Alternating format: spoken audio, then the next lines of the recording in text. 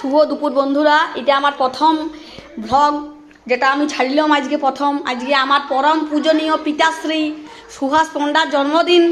তাহলে আমার ঘরের এই দেখুন আমার বৌদি, যিনি মুখ দেখাতে অনিচ্ছুক, ওই যে দেখাচ্ছেন, উনি ভিডিও মানে রান্না বান্না করছেন আর আমি দমে গিলব।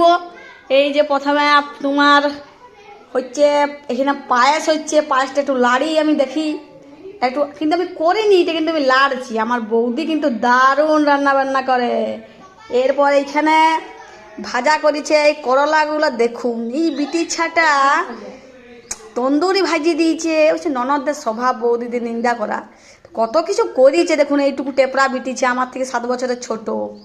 এখানে মোটামুটি 1টা 2টা 3টা 4টা 5টা আইটেম আছে।